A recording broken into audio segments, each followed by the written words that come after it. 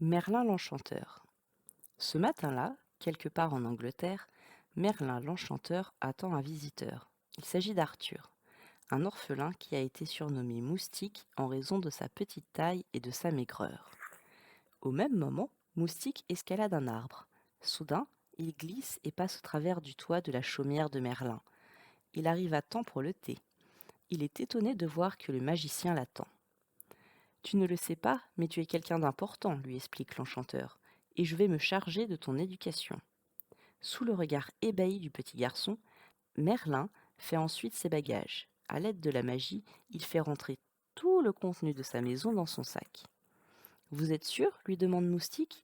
Je n'ai pas le temps d'étudier, je dois faire la vaisselle et plein d'autres choses au château.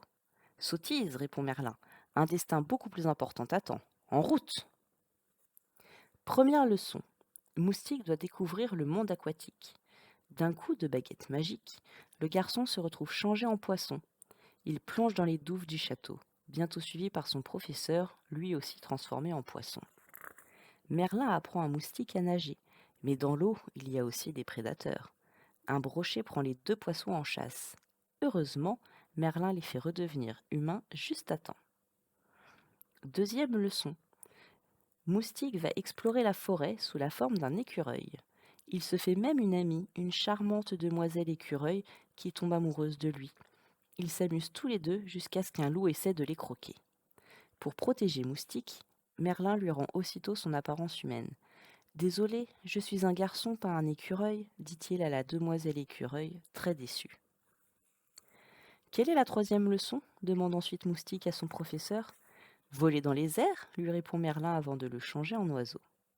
Moustique s'élance. Quel plaisir de voler. Mais il découvre vite que voler aussi peut être dangereux, car un aigle affamé se lance à sa poursuite. Affolé, Moustique tombe dans la cheminée de Madame Mime. Elle prétend qu'elle est la plus forte des sorcières et elle déteste Merlin, son plus grand ennemi. Elle se réjouit d'avoir attrapé son protégé. Pour sauver Moustique, Merlin affronte la sorcière dans un duel de magie. Ils se métamorphosent en animaux, plus féroces les uns que les autres. Mime finit par tricher et se transforme en dragon. Alors, Merlin se change en microbe et lui donne la rougeole. Il a gagné!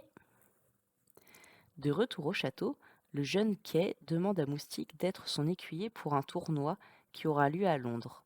Hélas, le jour du tournoi, Moustique a oublié l'épée de Kay. Pris de panique, il tire une épée qui est prise dans une enclume.